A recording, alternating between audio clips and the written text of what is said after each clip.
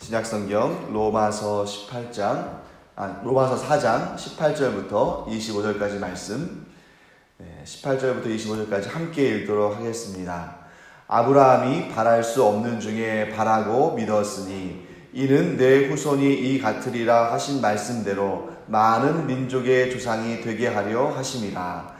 그가 100세나 되어 자기 몸이 죽은 것 같고 사라의 태가 죽은 것 같음을 알고도 믿음이 약하여지지 아니하고 믿음이 없어 하나님의 약속을 의심하지 않고 믿음으로 견고하여져서 하나님께 영광을 돌리며 약속하신 그것을 또한 능히 이루실 줄을 확신하였으니 그러므로 그것이 그에게 의로 여겨졌느니라.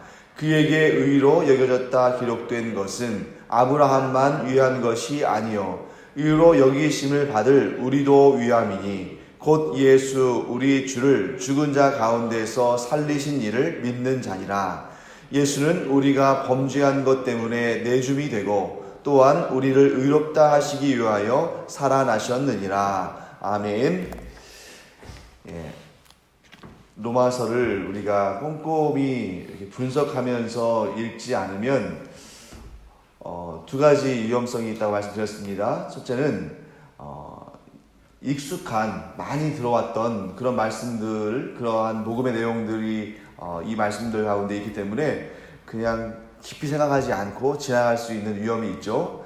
또 하나는 사실 그 안에 상당히 복잡한 그런 논리적인 구조가 있음에도 불구하고 그것을 분석하지 않고 그냥 넘어가다 보면 이 말씀 속에 담겨 있는 깊은 의미들을 또 잘 파악할 수 없고 또 그러다 보면 잘 이해가 안 돼가지고 이게 무슨 말씀인가 하고 그냥 의문점만 남을 수 있는 것입니다.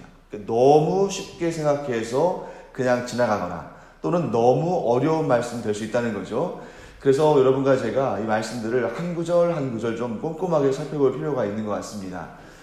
자, 우선 오늘 제가 볼 때 28절부터 25절까지 사이 중에 20절 말씀과 25절 말씀을 조금 주의 깊게 살펴볼 필요가 있을 것 같습니다. 20절 말씀 보시면 믿음이 없어 하나님의 약속을 의심하지 않고 믿음으로 견고하여져서 하나님께 영광을 돌리며, 여기에도 이런 어떤 그 백구적인 반복적인 패턴이 등장하는데 서로 상대가 되는 그러한 그 두 개의 구조들이 등장하죠. 그래서 믿음이 없다라는 그런 말씀과 믿음으로 견고하여졌다.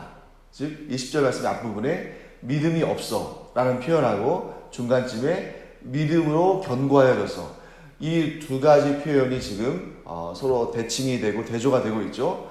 또 그 안에서는 또 어떤 구조냐면 믿음이 없는 것은 하나님의 약속을 의심하는 것이고, 그 다음에 믿음으로 견고하여지는 것은 하나님께 영광을 돌리는 것입니다.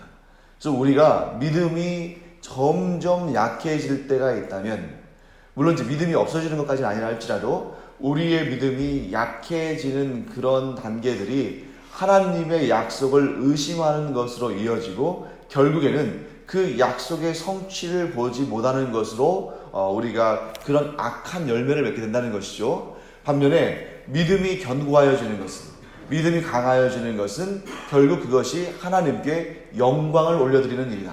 우리가 많이들 이렇게 얘기하잖아요. 내가 하나님께 영광을 올려드리고 싶다.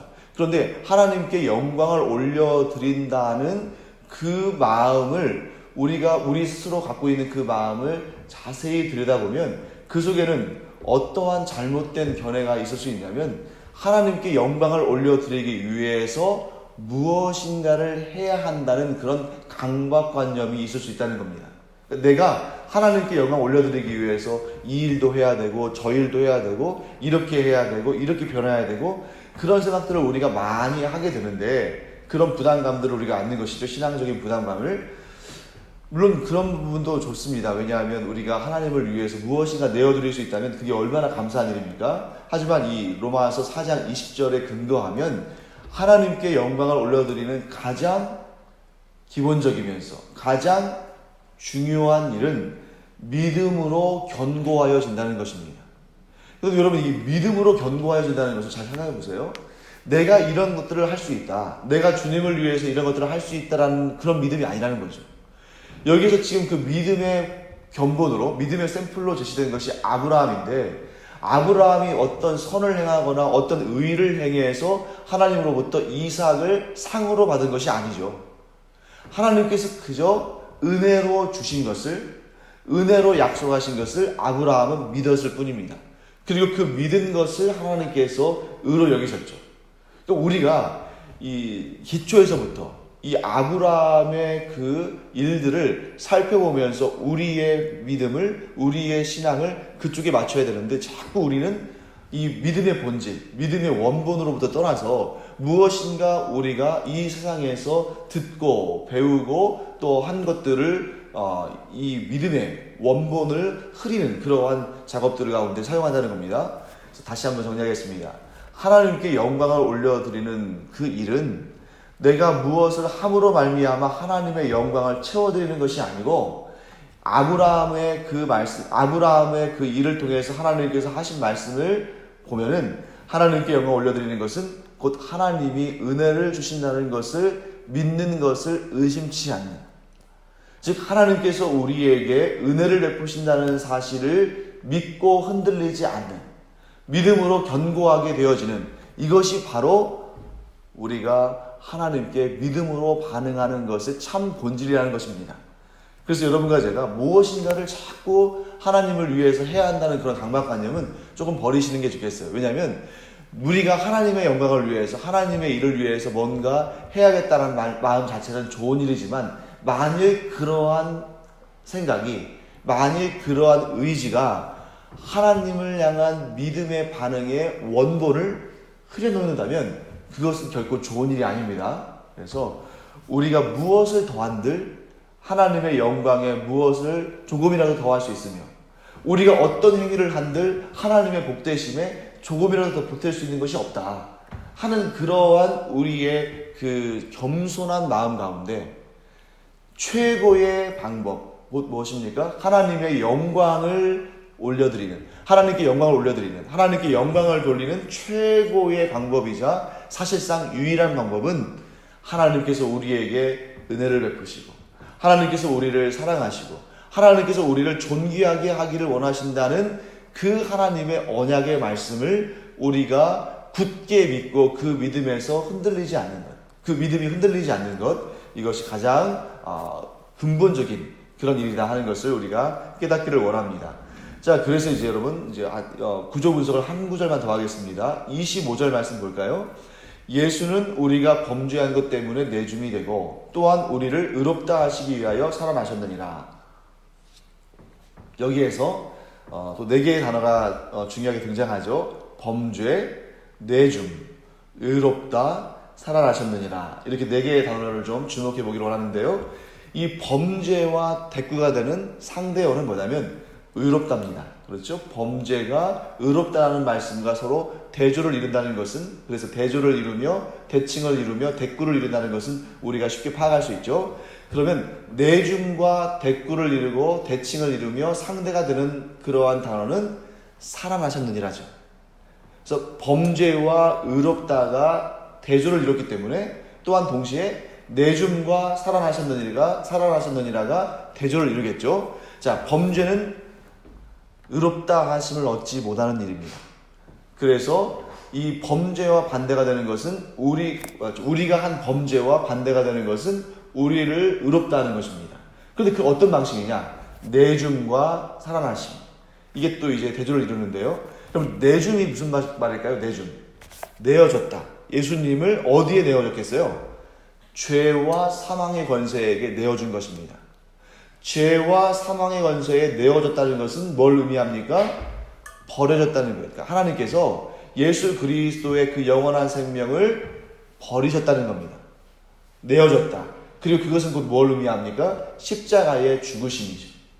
즉 하나님께서 당신의 가장 사랑하시는 독생자 예수 그리스도를 죄와 사망의 권세에 내어주심으로, 조금 더 이것을 좀 자극적으로 표현한다면 버리심으로, 그래서 십자가에 달려 죽으심으로 오히려 그것이 어떻게 된 거예요? 살아나심 받았다. 즉 예수 그리스도에게는 부활의 영광을 주신 것이고 우리에게는 그를 믿음으로 말미암아 영생의 구원을 얻게 하셨다라는 그런 구조입니다.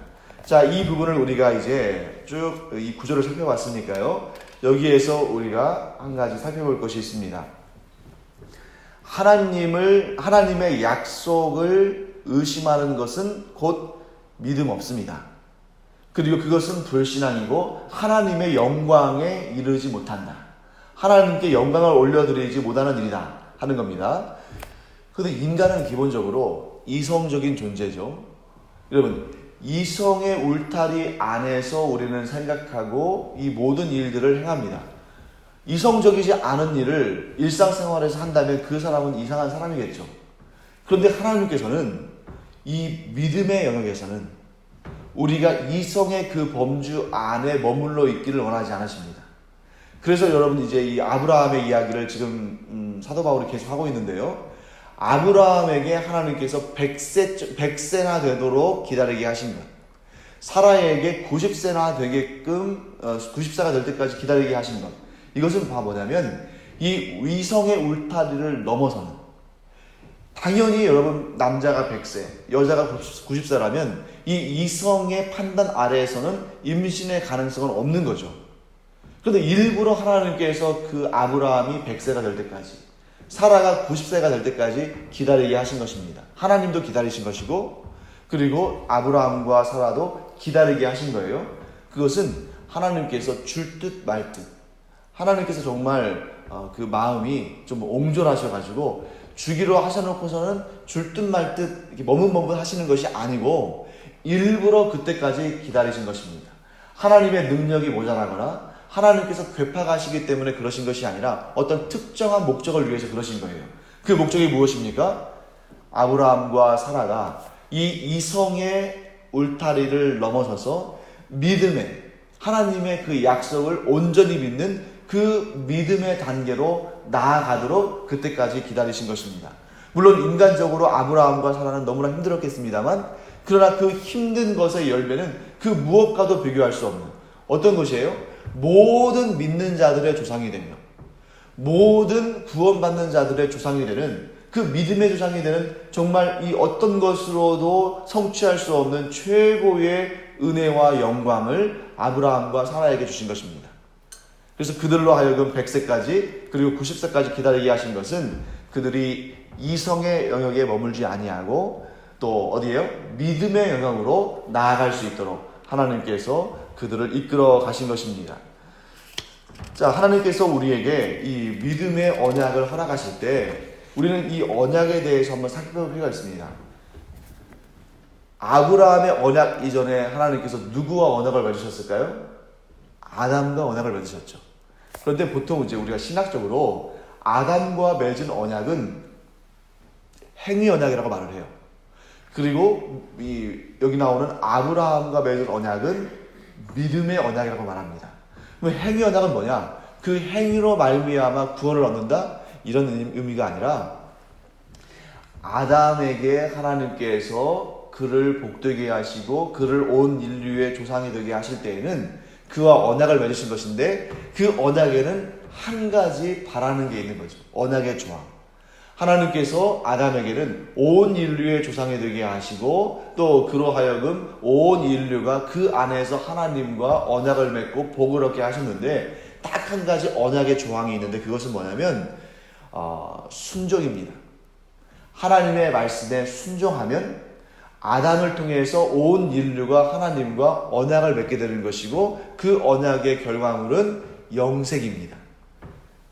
그래서 그 순종에 대한 하나의 조건이 있었죠. 그 무엇을 순종하라고 하셨어요? 동산 안에 있는 모든 나무의 실과는 다 먹되 선악을 알게 하는 나무의 열매는 먹지 말라.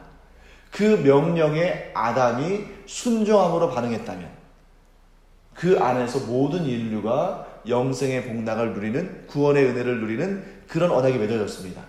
반면에 아브라함과 맺으신 언약은 뭐예요? 순종함의 행위 언약이 아니라 믿음으로 반응하는 믿음의 언약입니다. 그래서 하나님께서 그에게 좋은 것을 주시며 그에게 모든 열방의 그 믿음으로 말미암아 구원받는 모든 열방 백성들의 조상이 되게 하시는 그 복이 주어질 때에 아브라함에게 요구된 단 한 가지의 언약의 규정은 뭡니까? 믿음으로 반응할 것. 그래서 여러분과 저는 아담과 하나님 사이에 맺으신 그 행위 언약에서는 아담 안에 우리가 존재했지만 그 언약은 깨져버렸어요. 언제 깨진 겁니까? 아담이 불순종했을 때. 그러나 우리는 여전히 아브라함 안에서 믿음의 언약 가운데 그 유효한 언약 가운데 있습니다.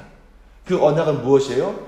믿음으로 반응하면 하나님께서 복을 주시는데 그 복이 무엇입니까? 예수 그리스도의 생명을 얻는, 예수 그리스도의 생명과 함께 그와 함께 만국을 온 세상을 통치하는 그러한 하나님의 그 복을 얻는 그러한 자들이 되는 그 은총을 얻는 것입니다. 딱 한 가지 그 언약에 있는 규정은 뭐예요? 믿음으로 반응할 것. 그러므로 여러분과 제가 그리스도의 복음을 믿고 하나님의 약속을 믿는다면 우리에게는 여전히 그 믿음의 언약이 유효한 것입니다. 그러니까 우리가 무엇을 해서 어떤 목적을 달성하고 어떤 중요한 일들을 해서 하나님께 평가받고 하나님께 칭찬받고 하나님과의 언약을 성취하는 것이 아니고 딱 한 가지, 하나님의 그 약속, 예수 그리스도의 그 생명값으로 우리가 구원을 얻었다는 것을, 그리고 우리가 하나님의 자녀가 되고 하나님의 은혜 가운데 있다는 것을 믿는 믿음으로 여전히 우리는 아브라함 안에서 하나님과 믿음의 언약 가운데 있다는 거죠. 어제도 제가 말씀드렸습니다만 이처럼 가장 소중하고 우리가 감히 감당할 수 없는 가장 복된 것은 어떤 행위나 대가를 통해서 얻는 것이 아니라 오직 믿음으로 말미암아 얻는 것이다. 그리고 이것은 믿음으로 말미암는 것이기 때문에 그 무엇으로도 깨뜨릴 수 없다 하는 것을 우리가 배웠습니다. 그러면 여러분, 우리가 믿음으로 하나님께서 우리와 언약하신 것을 우리가 믿음으로 받아들여야 되는데, 아브라함 같은 경우에는 분명히 하나님께서 말씀하셨잖아요. 내가 너에게 씨앗을 주겠다. 그리고 그 씨앗을 통해서 네가 만국의 아버지가 되게 하겠다. 그리고 너는 복의 근원이 될 것이다. 이렇게 하나님께서 직접적으로 아브라함에게 말씀하셨기 때문에 그 약속을 아브라함은 믿었고 그것을 하나님께서는 의로 여기셨습니다. 그러면 과연 우리는 하나님과 언약한 적이 있는가? 그리고 우리를 향하신 하나님의 약속은 무엇인가? 아브라함은 100세에도 그 약속을 믿어서 하나님께서 그에게 아들을 주셨는데 나에게 하신 약속은 무엇인가? 이제 이런 의문이 생길 수가 있어요. 그러니까 이 아브라함은 그 언약의 당사자이기 때문에 당연히 그 언약의 내용에 대해서 믿음으로 반응했겠지만 나는 하나님과 과연 언약을 맺은 자인가? 라는 것을 이렇게 의심할 수밖에 없는 그런 상황은 어디에 있냐면 하나님께서 내게 아브라함에게 하신 것처럼 직접적으로 나타나셔서 말씀하신 적이 없거든요. 그러면 우리를 향하신 하나님의 약속을 우리는 어떻게 알 수 있을까? 하나님께서 우리의 언약하시기를 원하신다는 사실을 우리는 어떻게 알 수 있을까? 여러분, 바로 우리는 오히려 아브라함보다 그 언약의 내용에 대해서 더 분명하게 아는 사람들입니다. 아브라함은 하나님께서 그에게 나타나셔서 말씀하신 그 일을 믿었습니다만 오늘날 아브라함 안에 있는 우리는 그 언약의 당사자들로서 우리에게 주어진 그 언약의 문서가 있어요. 아브라함은 문서 없이 하나님의 말씀을 믿었습니다만 우리에게는 그 언약에 대한 분명한 문서가 있는데 그 문서가 뭐예요? 성경인 것이죠. 그러니까 오히려 여러분, 아브라함은 믿음의 조상이지만 이렇게 하나님에 대해서 풍성한 그러한 언약의 조항들이 기록된 내용을 받지 못했습니다. 그저 그가 믿음으로 반응했을 뿐이죠. 반면에 여러분과 저는 그 믿음을 뒷받침할 만한 그 언약을 세세하게 기록해 놓은 무엇을 받았어요? 성경을 하나님으로부터 직접. 그렇기 때문에 성경 전체에 계시된 하나님의 그 뜻과 하나님의 계획과 그 하나님의 약속이 우리와 하나님 사이에 놓여져 있는 언약의 법조문입니다. 마치 여러분 어떤 사람은 어떤 물건을 샀을 때 그 물건의 그 매뉴얼, 사용 설명서가 있잖아요. 그것을 꼼꼼하게 읽어보기도 합니다. 그러면 전혀 몰랐던 기능들에 대해서 알고 그것을 충분히 누리죠. 하지만 대부분의 사람들은 어떤 물건을 샀을 때 그냥 사용 설명서를 읽기보다는 대충 이게 이렇게 하다 보면 되겠지 하고 그렇게 사용합니다. 그러면 그 제품을 오래 사용하면서도 그 제품의 기능을 알지 못하고 못 쓰는 경우들도 많아요. 보험 증서도 마찬가지입니다.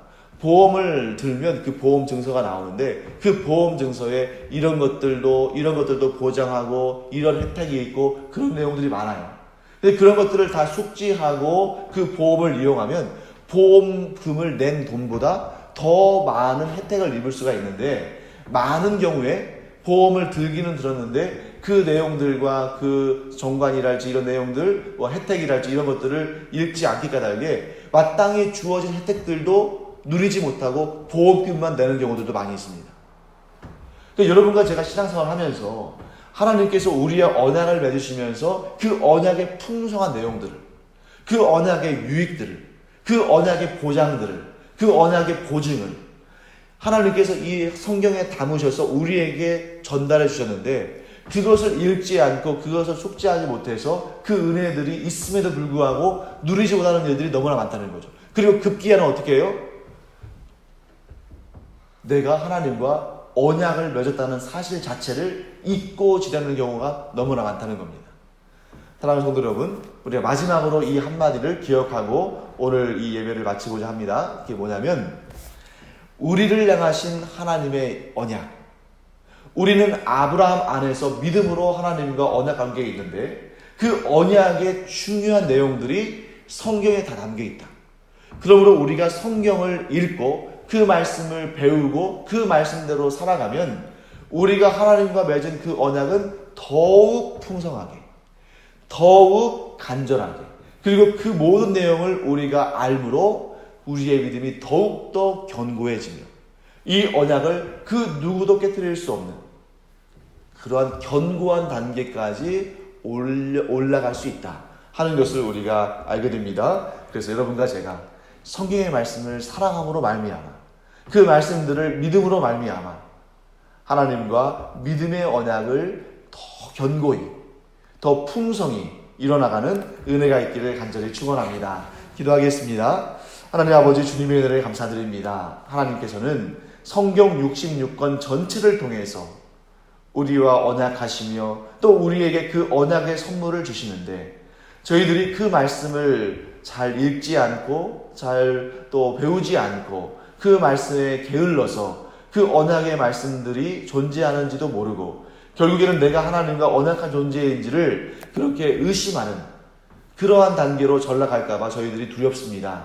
그러므로 하나님, 저희들이 더욱더 열심히 하나님 말씀을 사모하고 그 말씀 가운데 거하게 하여 주시고 믿음으로 주 앞에 서게 하여 주시옵소서. 감사드리며 예수님의 이름으로 축복하며 기도합니다. 아멘. 이제는 우리 주 예수 그리스도의 은혜와 하나님 아버지의 무한하신 사랑과 성령의 감동, 감화, 위로, 교통하심이 이 시간 아브라함과 같이 믿음으로 주 앞에 섬으로 말미암아 하나님과 믿음의 언약을 이루며 뿐만 아니라 그 믿음의 언약의 내용들인 성경을 잘 읽고 열심히 배우고 열심히 공부하고 그 말씀대로 삶으로 말미암아 하나님과 그 믿음의 언약 관계에 굳건히 서기를 원하는 주님의 사랑하시는 자녀들 위에 이제로부터 영원토록 함께 있을지어다. 아멘. 이 시간 우리 기도할 때에 더욱더 주님 앞에 믿음으로 굳게 서며 성경의 말씀들을 잘 깨달아 알므로 하나님과의 그 언약 관계의 풍성함을 날마다 더 누릴 수 있도록 우리가 기도하기를 원합니다. 또 이 은혜로운 믿음의 언약 관계를 이 세상의 모든 사람들이 누릴 수 있도록 우리가 또한 복음의 말씀을 증거하기를 힘쓰며, 또 우리 신제주 강연교회가 나아가 제주의 모든 교회들이, 이 세상의 모든 교회들이 그 일에 존귀 쓰임 받도록 함께 기도하겠습니다.